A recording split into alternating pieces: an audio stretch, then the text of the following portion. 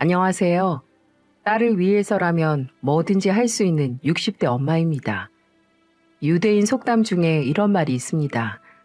신은 모든 곳에 있을 수 없어서 어머니를 만들었다. 라는 말이요. 자식들이 세상에 나온 후로부터 조금 더 안전하고 충만한 인생을 살 수 있도록 도와주는 게 부모의 역할이고, 그 중에서 어머니라는 존재가 갖는 특별함이 있다는 말이죠. 물론 어머니도 완벽한 존재가 아니라 이전에는 누군가의 자식이었고 그저 자식을 낳고 나서야 부모라는 역할을 얻게 되는 거죠. 그렇게 실수를 할 수도 있고 과도기를 거치고 거쳐서 자식을 한 사람으로서 제 몫을 해낼 수 있게 도와주는 겁니다. 하지만 부모는 은퇴 날이 잡히지 않는 직업이자 만기 없는 무한 적금이라는 말도 있잖아요. 아무리 자식이 크고 사회적으로 제 할 일을 찾아서 제 스스로 가정을 만들어내서 손을 떠난다고 해도 부모 눈에 자식은 수염이 하얘도 그저 첫걸음만 떼던 어린애와도 같겠죠. 본인도 다 자라서 부모가 된 자식에게도 무슨 일이라도 일어나면 바로 달려가는 게 부모의 본능인가 싶습니다. 젊어서부터 안 해본 일 없이 일해왔던 이유 단 하나, 바로 소중한 제 외동딸 때문이었죠. 애비의 빈자리를 한순간도 느끼게 하고 싶지 않아서 그 빈자리를 채워주기 위해서 무던히 노력했습니다. 딸은 본인 뜻으로 대학 진학도 포기하고 바로 일을 시작해서 괜히 미안한 마음도 있고 걱정이 되기도 했지만 절 닮았는지 성실하게 일해서 돈도 많이 저축했네요. 제 걱정은 모두 뒤로 한 채 30 되기 전 본인이 모은 돈으로 가평에 닭발집을 열어서 어엿한 식당의 주인이 된 딸을 보면서 이제 제 일은 모두 끝났다고 생각했습니다. 하지만 딸이 오랫동안 혼자라는 게 아무래도 신경이 쓰였죠. 처음에는 엄마가 혼자 있으니 괜히 짝 만들기 싫은가 싶었는데 딸은 그저 일이 바쁘니 다른 곳에 눈 돌릴 틈이 없다고 하네요. 그러던 어느 날 예전에 함께 일적으로 만나서 친해진 친구를 만났는데 그 친구가 제게 이런 소리를 하는 겁니다. 진주 엄마, 진주 지금 만나는 사람 있어? 우리 애야 아직 소식도 없어. 아니면 나한테 말을 안 하는 건지. 에이, 진주가 만나는 사람 있으면 엄마한테 바로 말하지. 진주야 유명한 엄마 바라기잖아. 그래서 그런가? 진주가 통 남자 만날 생각이 없어 보여. 쉬는 날이면 늘 나한테 와 있고. 그러다가 또 뭐 생겨서 엄마한테 소홀하면 서운할걸? 아유, 그래도 좋으니까 누구 좀 제발 만나봤으면 좋겠다. 좋은 세월 낭비하지 말고. 그럼 진주 엄마, 우리 아들은 어때? 진욱이? 진욱이가 혼자였어? 저번에 만나는 사람 있다고 하지 않았어? 아유, 언제적 얘기를 하고 있어. 벌써 헤어진 지 오래야. 우리 애도 가게 내고 휴일도 없이 일하느라고 그 후엔 누구 만날 틈도 없었지. 아, 낚시 가게 한다고 했지? 낚시 용품점.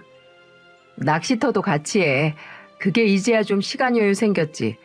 우리 진욱이 만나봤잖아. 내 아들이지만 훤칠하니 괜찮았지. 그럼 진욱이 멀끔하지. 근데 진욱이가 몇 살이었지? 진주보다 아마 1살 많지? 나이 차도 얼마 안 나고 괜찮지 않아? 아유, 나야 진주가 며느리 돼준다고 하면 땡큐고. 무슨 벌써부터 며느리야. 이 여사님 너무 앞서가시네요. 친구가 본인 아들과 제 딸을 엮어주자는 소리에 나쁠 것 없다는 생각이 들더라고요.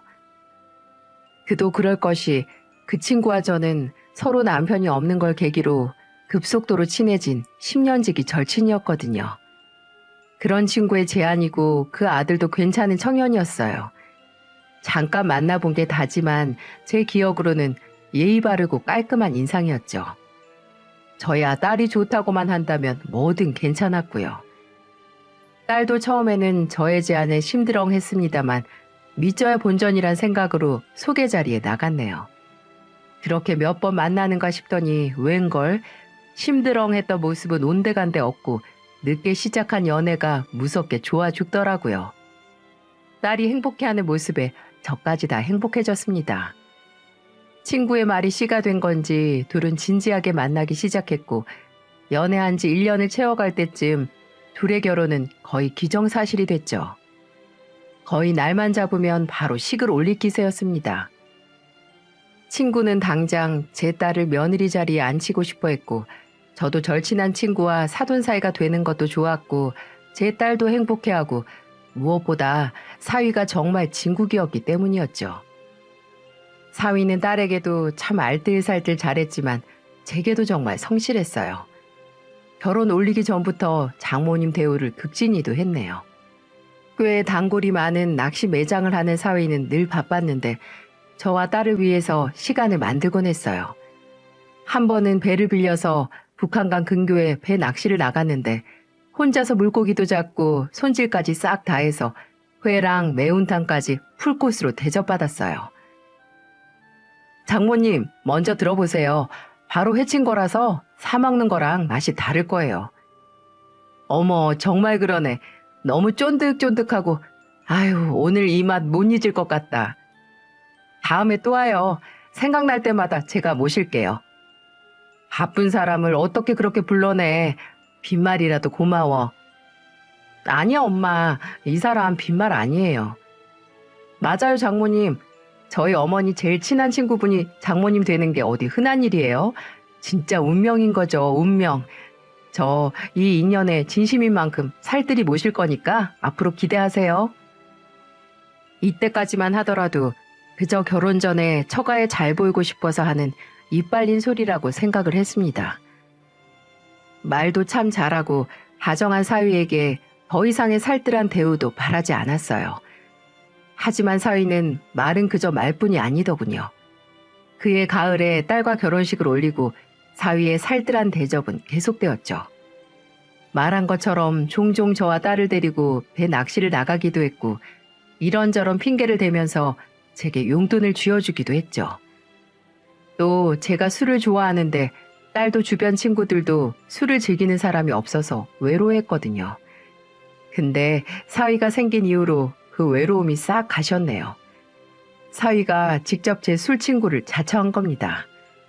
비가 오는 날은 전화해서 장모님, 저 전통주 선물 들어왔는데 어떠세요? 비도 오는데 한잔 하시죠? 부침개 맛있게 부쳐주시면 제가 전통주 들고 찾아뵐게요. 또 눈이 오는 날이면 전화해서 장모님, 추운데 사께 따뜻하게 데워서 한잔 하실래요? 어묵탕에서 같이 먹어요. 또 더운 날에는 더운 날대로 장모님, 저 가족용 생맥주 기계 샀는데 한번 오세요. 옛날 통닭 시켜서 치맥하면 딱입니다. 딸은 사위 보고 나서 엄마의 술이 더 늘었다고 잔소리를 했지만 언제나 쉽게 부를 수 있는 술 친구가 생긴 건 좋더라고요. 딸도 투덜거리기는 해도 엄마와 남편이 서로 잘 지내는 모습을 보면 흐뭇해하기도 했고요. 아우, 술 들어가면 둘이 똑같아. 얼굴부터 목까지 시뻘개지는 거랑 목소리 커지는 거. 내가 엄마 닮은 남자랑 결혼했나 봐. 예, 징그러운 소리 하지 마라. 저 시커먼 애랑 나랑 뭐가 닮았니? 저 봐, 술 마시면 발음 질질 새는 거. 저것도 똑같아. 엄마, 이제 그만 좀 마셔요. 벌써 몇 병째야. 아유, 장모님, 저랑 닮았다는 게 그렇게 창피하세요? 듣는 사이 서운하네요. 창피하다, 창피해. 주서방은 나랑 닮았다고 하긴 너무 시커멓잖아. 엄마, 내가 겉이 닮았다고 했어요? 속이 닮았지? 됐네요, 됐어. 속도 겉도 다 싫어. 장모님, 저랑 닮은 거 장모님께 더 이득 아니에요? 이렇게 젊은 총각이랑 닮았다는 거 칭찬이죠. 자네가 왜 총각이야? 유부남이면서. 그리고 내 나이가 어때서 그래? 100세 시대에 이제 아주 반 조금 넘게 살았는데. 아, 그쵸, 그쵸. 그건 그렇죠. 장모님 나이가 어때서요? 아, 장모님 나이가 어때서 사랑하기 딱 좋은 나이인데. 아유, 사랑 그까이 거 필요 없네요. 술 마시기 딱 좋은 나이인데. 아유, 뭐해? 한 잔 더 따라봐. 엄마, 아우, 이제 그만. 사위가 생긴 후로는 늘 잔치였고 늘 축제였어요. 사위의 영향으로 늘 집안에 활기가 가득했네요. 이때까지만 하더라도 참 사위를 잘 봤다고 생각했습니다. 즐거운 시간이 빠르게 지나간다는 건 참 맞는 말인 것 같아요. 즐겁지 않더라도 문제없이 순탄하게 지나가는 시간은 그 소중함을 눈치채기 전에 순식간에 흘러가더라고요. 딸과 사이사이에도 아들이 태어나서 저도 처음으로 할머니가 됐고 그렇게 태어난 손주가 벌써 9살이 됐네요. 딸의 눈을 똑 닮은 손주를 만나 장난감도 들려서 보내고 맛있는 거 먹이고 하는 게 삶의 즐거움이었습니다.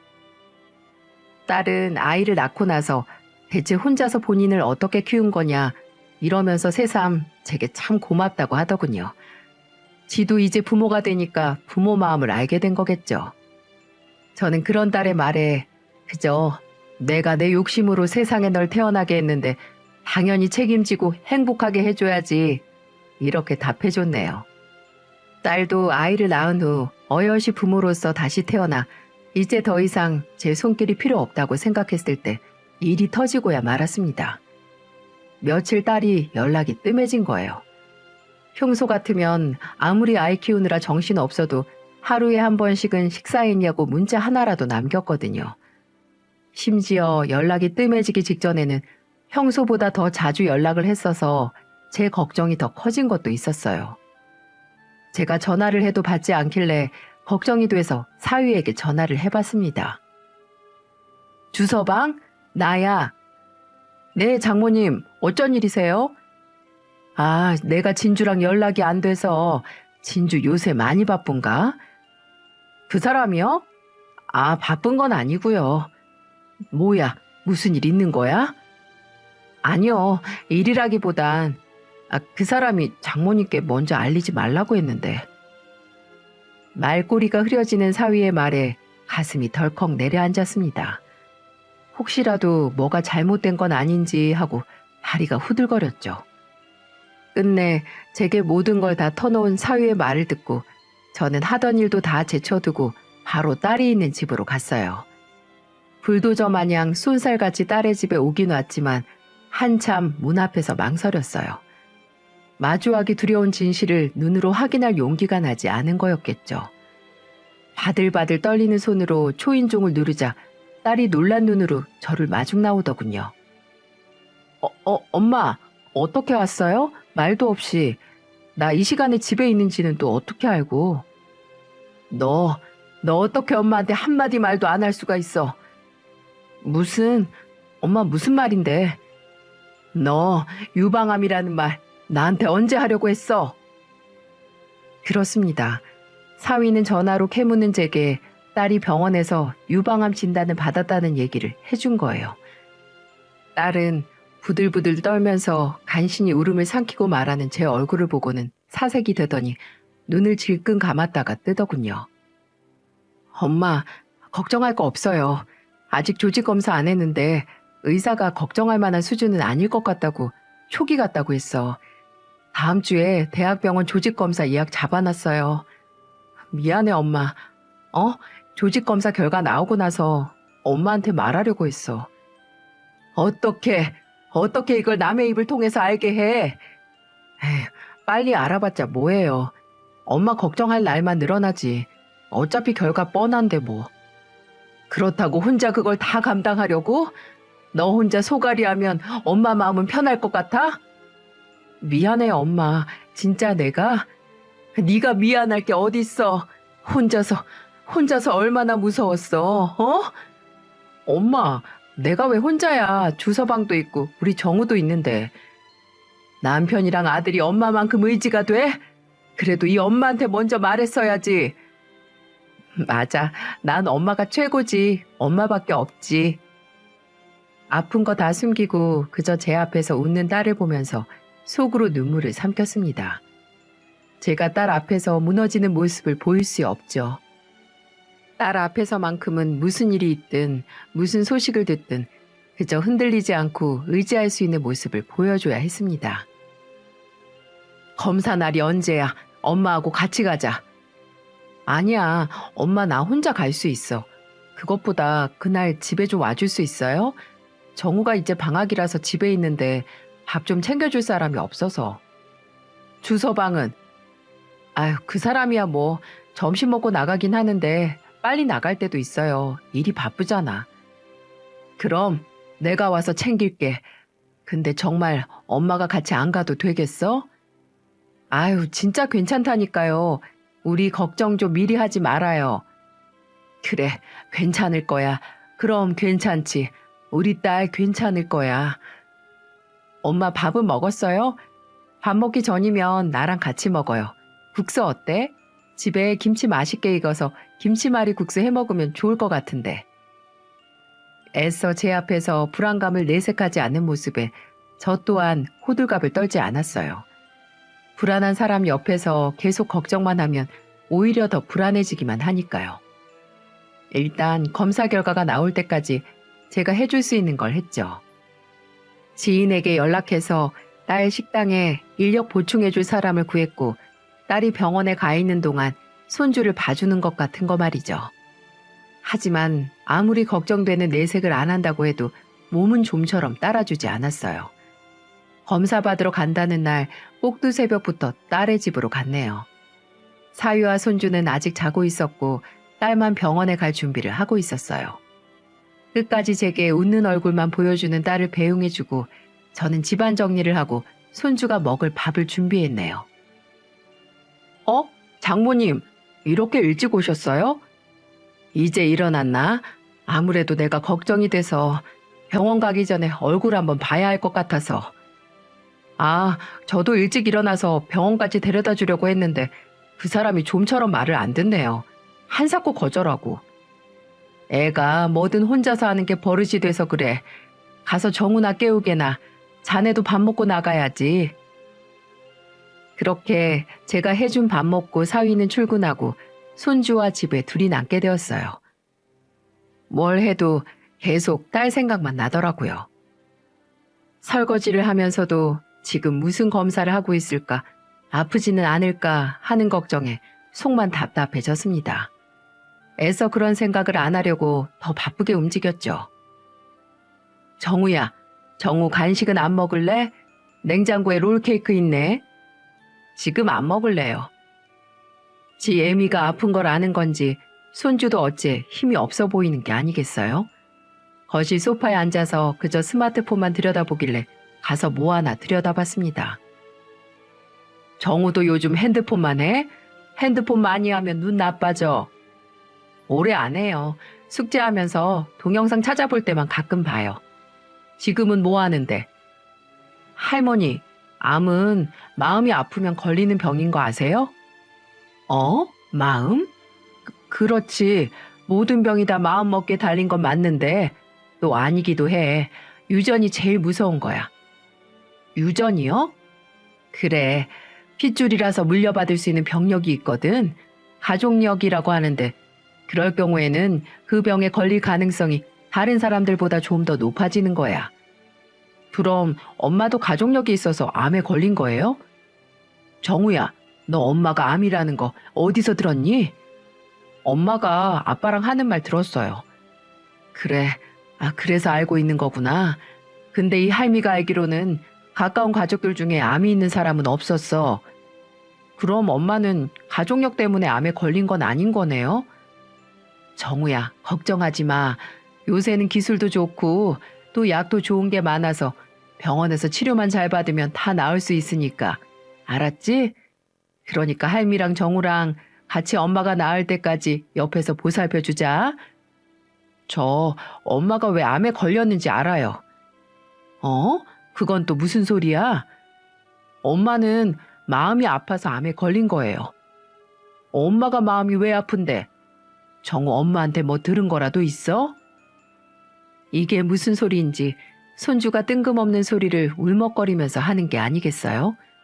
핸드폰으로 뭘 보고 하는 소리인지 했는데 어린 손주 얼굴이 어딘가 어둡고 진지했기에 그냥 흘리고 넘어갈 수가 없더군요. 저는 조심스럽게 손주에게 물었고 손주는 뒷골이 울릴 정도로 충격적인 사실을 제게 알렸죠. 엄마, 아빠 때문에 암에 걸린 거예요. 아빠가 엄마를 아프게 해서. 정우야, 그게 무슨 소리야? 아빠가 왜 엄마를 아프게 해? 아빠가 무슨 짓을 했는데? 엄마랑 아빠 매일 싸워요.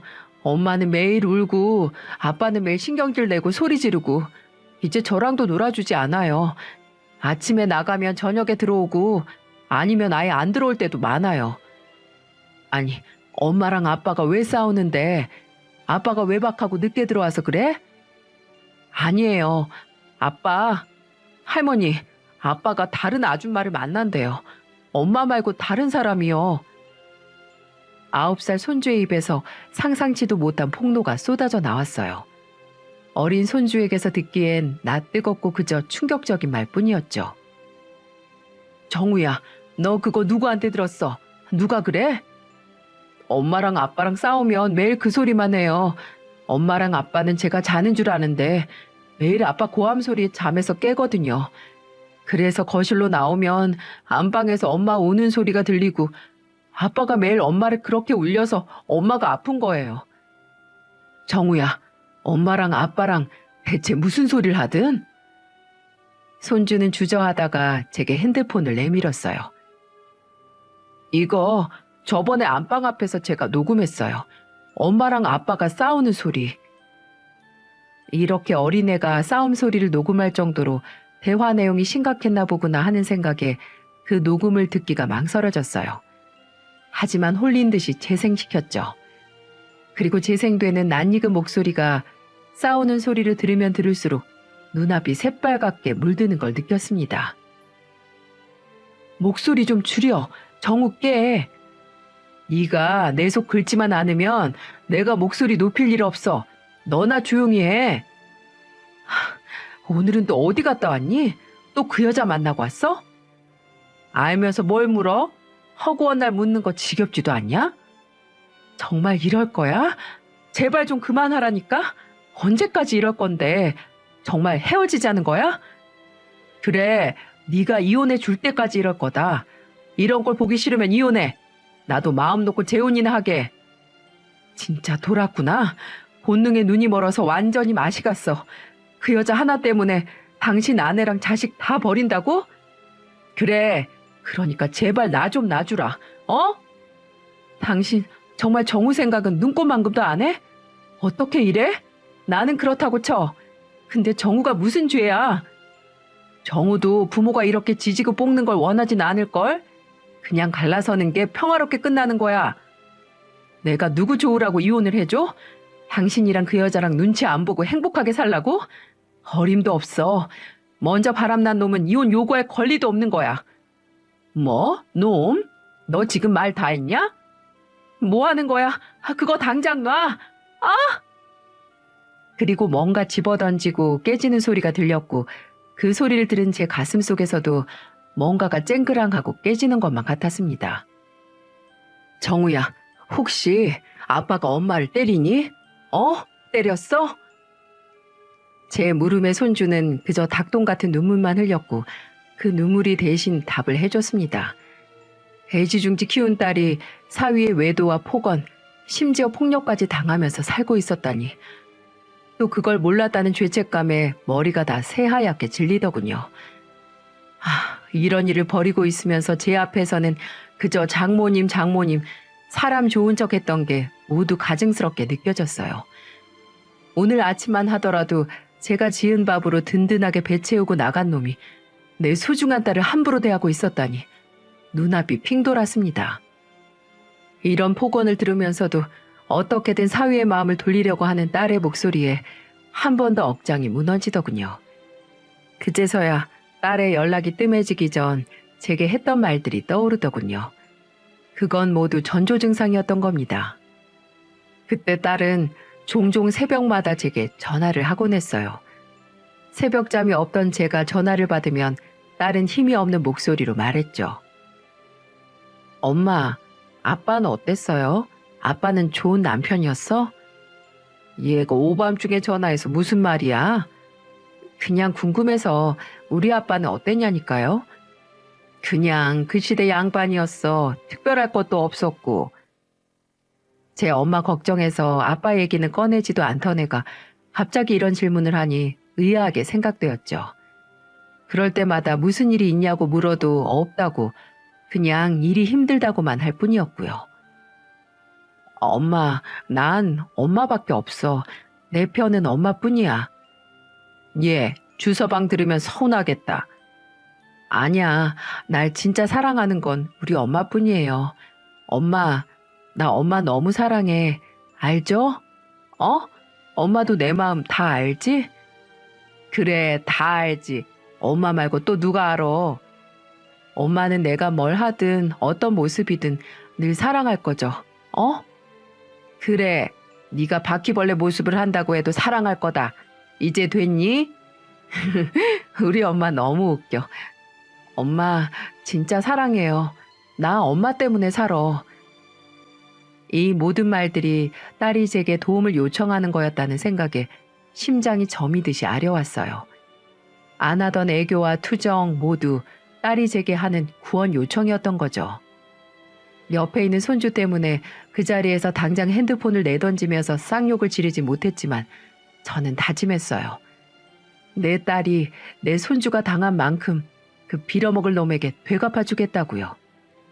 복수를 다짐한 애미에게는 더 무서울 것도 없었습니다. 저는 일단 손주에게 말했어요. 정우야, 혹시라도 엄마랑 아빠가 또 싸우면 이젠 그냥 방 안에 있어. 이 할미가 다 해결할 테니까. 어? 너무 걱정 마. 할미가 다 알아서 할게. 이 대화는 우리 둘만의 비밀로 하자. 엄마랑 아빠한테는 절대 말하지 말고, 어? 그리고 손주에게서 그 녹음된 걸 받았어요. 사위가 바람을 피우고 있다는 증거를 챙긴 거죠. 초저녁이 다 돼서 검사를 하고 돌아온 딸에게 따로 아는 척도 하지 않았습니다. 딸은 지금은 그저 치료에만 전념할 수 있게 하고 싶었어요. 당장 사위가 찍소리도 못하게끔 하기 위해 일단 사람을 구해 사위의 뒤를 밟았습니다. 사위의 확실한 바람 현장을 잡은 증거를 모았어요. 그리고 고작 그런 걸로만 괴롭게 하지 않을 작정이었어요. 주변 사람은 물론이고 사위가 얼굴을 들고 다니지 못하게 만들어주고 싶었죠. 일단 사돈, 아니 저의 절친한 친구를 먼저 손봤습니다. 본인 자식이 바람을 피우고 아내에게 폭력까지 쓴다는 걸 알려야죠. 하루 나를 잡고 한 번에 다 해치우겠다고 마음먹었어요. 바로 친구가 일하는 식당으로 갔습니다. 어머 사돈, 여긴 어쩐 일이야? 말하고 오지 그랬어. 아, 밥은 먹었어? 뭐라도 말아줄까? 뭐 얻어먹으려고 온 거 아니야. 네 아들 새끼가 인간 말종이라는 거 알려주려고 온 거야. 뭐? 지금 그게 무슨 소리야? 인간 말종? 지금 말 다 했어? 이거나 좀 보고 열을 내던지 해. 나중에 쪽팔려 하지 말고. 저는 지 아들 욕한다고 얼굴 벌개진 친구에게 사진 뭉치를 집어 던졌습니다.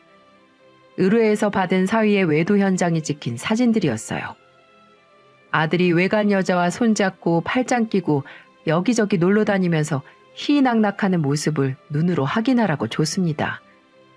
식당 바닥에 깔린 수십 장의 사진으로 식당에 있던 손님들은 물론이고 일하는 직원들까지 수군거리기 시작했어요. 이게 다 뭐야? 이게 진욱이야? 진주 엄마, 난 몰랐어. 난 진욱이가 이러고 다닐 줄은. 아무리 지 자식 속을 몰라도 어떻게 이딴 놈을 나한테, 감히 내 딸한테 소개시켜 줄 수가 있어? 아니 내가 이럴 줄 알았나? 내가 뭘 어떻게 알고. 바람둥이는 뼈에 새기고 세상에 나온다는 소리가 있어. 아무리 자식을 몰라도 그렇지. 자식 새끼 본질도 꿰뚫어 보지 못한 게 자네 죄야, 죄. 진주 엄마, 내가 진욱이 만나서 잘 말해볼게, 내가. 우리 한지가 이제 20년이야, 20년. 내가 정말 우리 인연을 생각해서라도 참고 또 참고 싶어도 내 딸 일이니까 도저히 그냥 넘어갈 수가 없어. 나 네 아들놈이 제발 살려달라고 싹싹 빌 때까지 되갚아줄 생각이니까 그렇게 알아. 진주 엄마, 진주 엄마.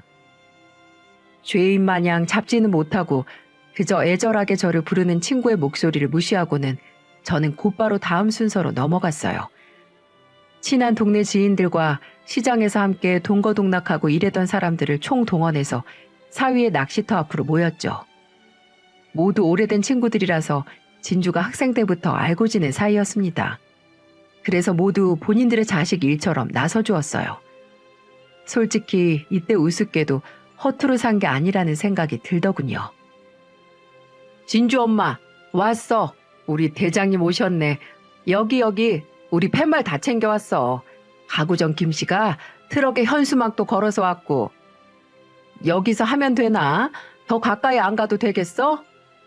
자자, 다들 한 개씩 들어. 확성기 가져온 사람 누구야? 여기다가 설치해. 근데 이거 언제까지 하는 거야? 경찰들 올 때까진 해야지. 아휴, 다들 정말 고마워. 그리고 미안해. 내가 이 은혜는 절대로 안 잊을게. 아유, 됐어. 우리 사이에 무슨. 우리가 진주를 하루 이틀 봤나? 진주 초등학생 때부터 봤는데. 그래, 진주 엄마. 미안해할 필요 없어. 진주 우리 딸이나 마찬가지야. 그 어린 게 매일 시장에 와서 인사하고 다니는 게 엊그제일 같은데.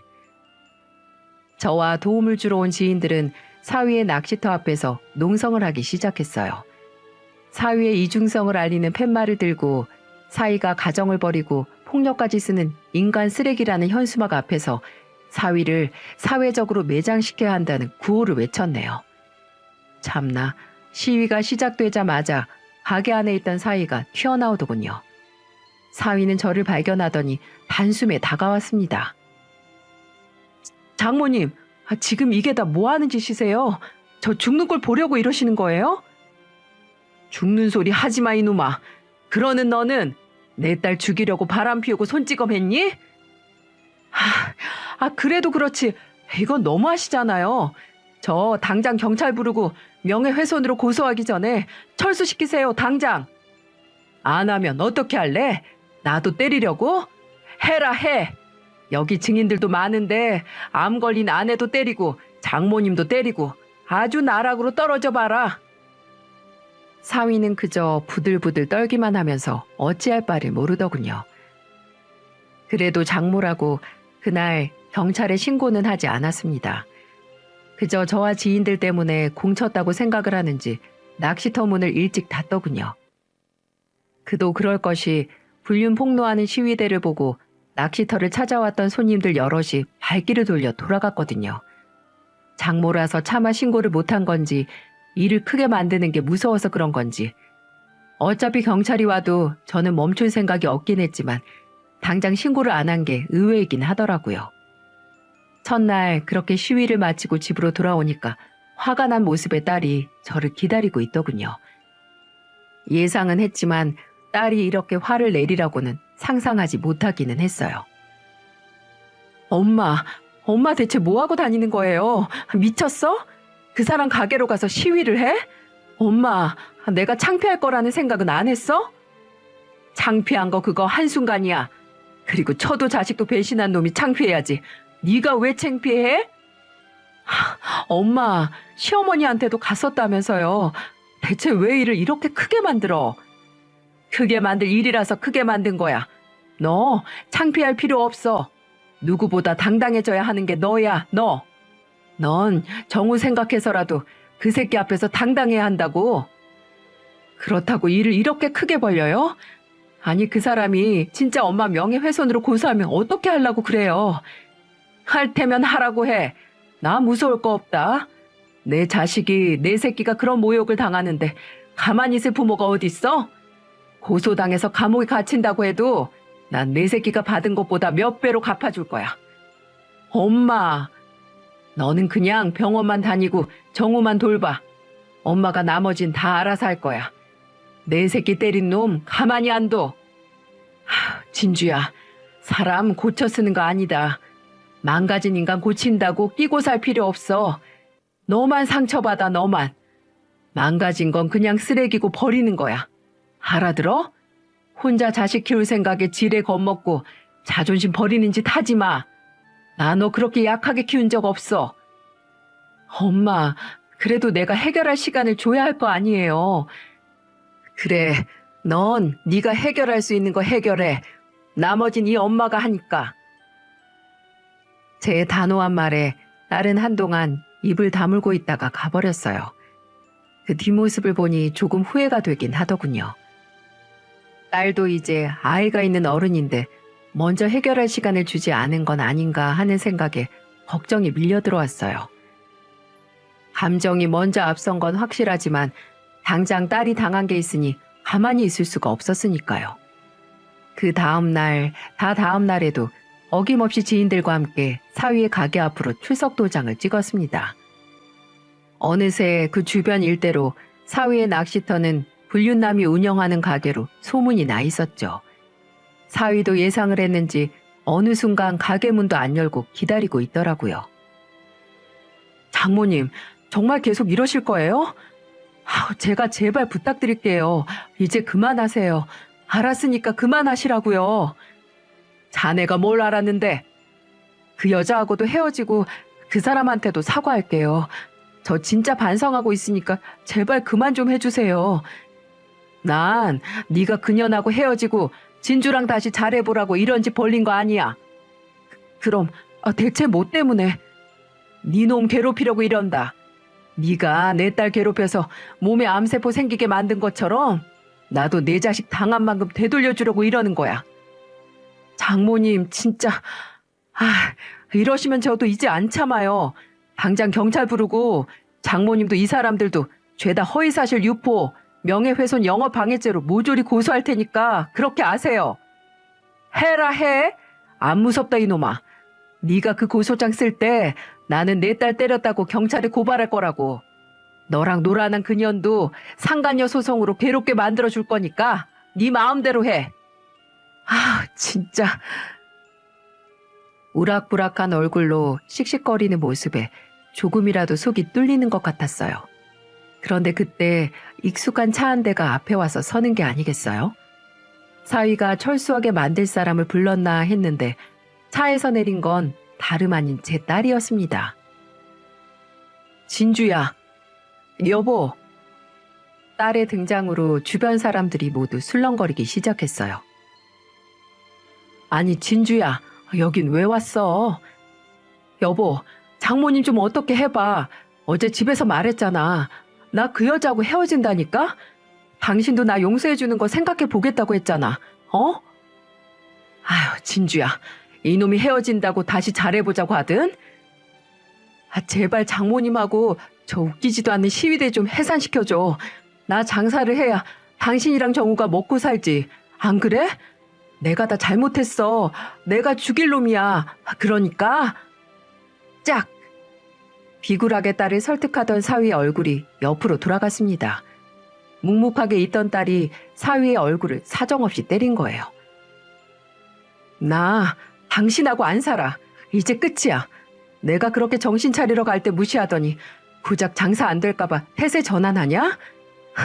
조금이라도 당신한테 희망을 품은 내가 미련했던 거지. 여보, 당신...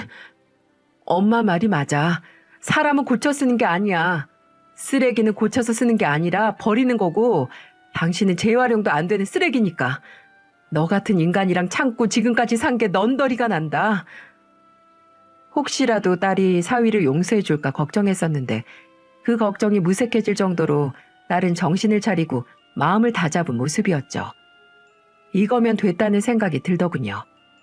딸이 쓸데없는 희망을 버리고 제 스스로 홀로 선다고 선언하는 걸 제 눈으로 똑똑히 확인했으니 다 됐다는 기분이 들었습니다. 저는 지인들을 철수시키고 딸을 데리고 집으로 왔습니다. 사위는 끝까지 고소하겠다고 저희 등 뒤에 대고 소리를 질렀죠. 제 집으로 돌아와 딸애와 많은 이야기를 나눴습니다. 딸애는 저와 얘기하기 전만 하더라도 손주 생각에 끝까지 사위를 잡으려고 했다고 해요. 엄마, 나 솔직히 이혼하기 무서워요. 평생 이혼했다는 딱지 달고 사는 것도 싫고 우리 정우 아빠 없는 애 만들기도 싫어. 근데 나도 아빠 없는 애잖아. 나도 아빠 없이 엄마 아래서 이렇게 잘 컸는데 나도 엄마처럼 정우가 아빠 빈자리 평생 느끼지 않게 키울 수 있겠다는 생각이 들었어요. 엄마가 혼자서 날 어떻게 키웠는데 나 스스로 내 가치를 떨어뜨릴 수 없잖아요. 딸의 솔직한 말이 제 가슴을 울렸습니다. 솔직히 이전만 하더라도 제가 뭔가 잘못했기 때문에 딸이 이런 일을 겪은 건 아닌가 하는 죄책감이 있었거든요. 제가 먼저 알아채지 못하고 방지하지 못했기 때문에 이런 일이 일어난 거라는 생각에 괴로워했는데 딸이 저렇게 용기 내는 모습에 그 죄책감이 싹 날아가는 기분이었어요. 이후로 사위라는 인간은 저를 고소한다는 빌미로 계속해서 딸에게 연락을 해왔습니다. 먼저 이혼하자고 난리쳤던 게 누군데 이제 와서 협박까지 해가며 붙잡으려고 하는지 도통 제정신인 상태로 이해를 못하겠더라고요. 이미 저는 경찰 고소까지 각오를 하고 질렀던 일이기에 딸에게 신경 쓰지 말고 이혼 소송 준비를 하라고 했습니다. 하지만 정말 상상도 못할 일이 일어났어요. 며칠 뒤에 사위가 제게 걸었던 명예훼손 고소가 취하된 겁니다. 설마 딸이 사위와 합의를 한 건가 싶어 물으니까 딸도 모르는 일이라고 하더군요. 사위의 마음을 돌린 건 바로 사부인 저의 절친한 친구였어요. 친구는 제게 마지막이라는 말과 함께 한번 만나자고 제안해 왔어요. 인적이 드문 카페에서 20년 지기 절친이자 이제 곧 전 사돈이 될 친구를 마주했어요. 진욱이한테는 내가 말했어. 너도 잘한 게 없으니까 고소 취하라고. 왜 그랬어? 어차피 이제 얼굴 볼 사이도 아닌데. 진주 엄마 말대로 우리가 어떤 사이였는데 내가 마지막으로 할 수 있는 거라곤 그것뿐이지. 아들 잘못 키운 사주의 뜻이라고 생각해줬으면 좋겠어. 진주한테도 내가 너무 미안하다고 전해주고. 그래, 일이 이렇게 끝나서 나도 유감이야. 어디서 뭘 하든 잘 살았으면 좋겠어. 진주 엄마도 잘 살아. 진주랑 정우랑. 사위였던 짐승만도 못한 놈 때문에 제 딸의 결혼 생활과 제가 20년간 일궈온 친구 관계가 모두 파국을 맞이하고 말았어요.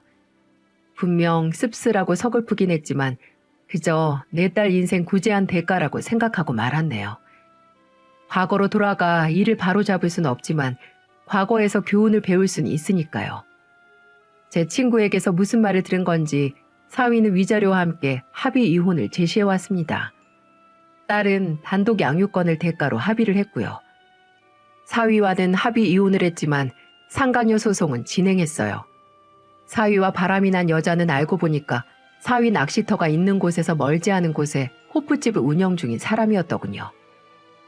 그러니 제가 벌였던 시위도 모두 지켜보고 있었던 거죠. 그 여자는 본인 가게를 지키기 위해서 합의하겠다는 의사를 밝혀왔고 딸은 많지 않은 위자료를 받고 합의를 해줬습니다. 사위의 가게는 얼마 안 있어 문을 닫았고 경기도 외곽에 창고형 낚시가게로 이전했다는 말을 전해 들었어요. 불륜남이 하는 가게라는 오명을 지우기 쉽지 않았겠죠. 딸은 제가 사는 곳에서 멀지 않은 곳으로 손주와 함께 이사를 했습니다. 지금은 마지막 항암 치료를 하고 2달이 지났네요. 항암 주사를 맞느라 머리카락이 좀 빠지긴 했지만 건강 회복을 위한 대가로는 뻥값이라고 딸은 말하더군요. 이혼 전에 자신만만했어도 이혼 과정 중에서 많이 힘들어하긴 했는데 지금은 많이 회복을 했습니다. 종종 이혼 얘기를 하면서 웃을 수 있는 정도까지 괜찮아졌네요. 엄마, 딸은 엄마 팔자 닮는다고 하잖아. 어머, 그래서 너 혼자 된 게 이 엄마 탓이라고 하려고? 아니, 난 엄마 팔자 닮은 게 좋아요. 엄마처럼 내실이 단단해지긴 어려워도 그래도 엄마 닮아서 내가 이 정도까지 온 것 같아. 엄마 팔자 닮아서 잘 사는 거지. 아직도 혼자가 된 딸을 보면 가슴이 아려오긴 합니다. 물론 혼자가 된 게 죄도 아니고 흠도 아니지만 그냥 제게는 말 안 하고 혼자 외로워하진 않을까 이런 걱정이 들곤 하네요. 부모라는 자리는 정말 새삼 힘든 자리라는 걸 매분 매초 체험하고 있어요. 명확한 답이 있는 것도 아니고 정도가 정해진 것도 아니고 내 속으로 나왔지만 도통 알 수 없는 자식을 바라보며 사는 게 여간 쉬운 일이 아니네요. 어떤 때는 불같이 감정이 치밀어서 자식을 위해 물불 가리지 않게 되다가도 어느 순간 물 먹은 스펀지 마냥 내가 잘못한 건 아닌지 싶은 우울한 감정이 밀려오기도 합니다. 하지만 그렇게 힘들게 가꾸고 만들어 온 관계이니만큼 제게 행복을 주는 것도 맞는 말이죠. 대체 언제쯤이면 부모로서 뭐든 의연해질 수 있을까요? 아마 절대 그런 날은 오지 않겠죠? 그래서 부모 노릇이 더 어려운 거고요. 청춘은 퇴색하고 사랑은 시들고 우정의 나뭇잎은 떨어지기 쉽지만 어머니의 은근한 희망은 이 모든 것을 견디며 살아나간다는 말이 있잖아요. 세상의 그 어떤 관계, 그 어떤 감정보다 질기고 오래가는 게 바로 어머니의 마음이 아닌가 싶습니다. 주저리 긴 이야기 들어주신 분들께 감사의 말씀을 전합니다. 앞으로 어떤 역경이 오든 내 부모를 생각하고 내 자식을 생각하면서 이겨내시길 바랄게요. 감사합니다.